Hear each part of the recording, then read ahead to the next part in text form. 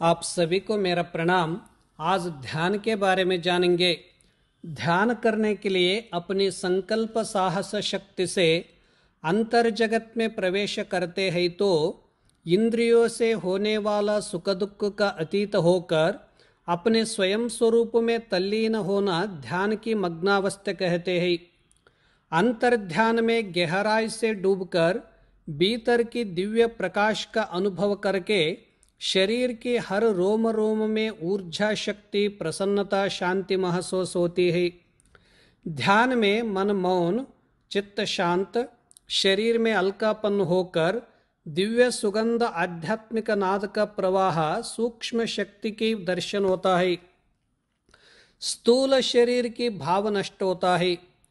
शब्दातीत इंद्रियातीत में प्रवेश होकर शुद्ध प्रज्ञावस्था स्थिति स्वयं प्रकाश परब्रह्म शक्ति में लीन होने से समस्त बाह्य प्रपंच को देता है। द्वैत भाव से मुक्त होकर अद्वैत अनुभूति की प्राप्ति होती है। ध्यान साधक एक मधुमक्खी है। विशाल सुंदर विश्व एक पुष्प है। इस विश्व पुष्प के भीतर देवामृत है। इसको पीने से मानव महामानव होकर अमर होता है। ये ध्यानामृत है। प्रकृति में हर जीव जंतु जगत में एक मधुमक्खी को सिर्फ पुष्प की मकरंद दिखती है। उस रस पीने में लीन होने से मधुमक्खी को सारे जगत में मधु और अमृत जगत कहते हैं। इसी प्रकार ध्यान योगी को भी होता है। हृदय में ध्यान साधक प्रवेश होकर परम शांति की द्वार खोलकर वही रहने से सारे जगत सर्वम शांतमयम, सर्वम सुंदरमयम, सर्वम देवमयम होता है। धरती पर बहती हुई सभी नदियां सागर में मिलती है। दुनिया में अनेक प्रकार के ध्यान साधन करने वाले साधकों का साधन का मुख्य उद्देश्य सत्य सागर और शांति सागर में समाहित होना है। ध्यान का उन्नत परमावस्था में परमामृत में रहते हैं।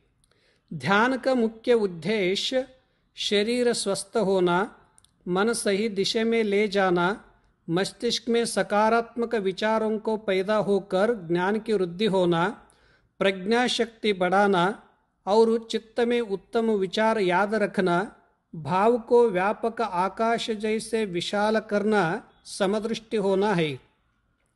शरीर में रहकर शरीर से भिन्न होकर ध्यान यात्रा करते हुए प्रकाश लोक में प्रवेश करना चाहिए।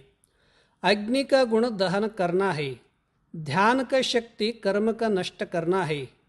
ईश्वर जगत में थोड़ा वस्तु पाकर उसमें अहंकार अभिमान करने वाला जीवों को ध्यान लोक में जाने से सुंदर सृष्टि के कर्ता ईश्वर का वास्तविक दर्शन होने से मनुष्य अहंकार से मुक्त होता है।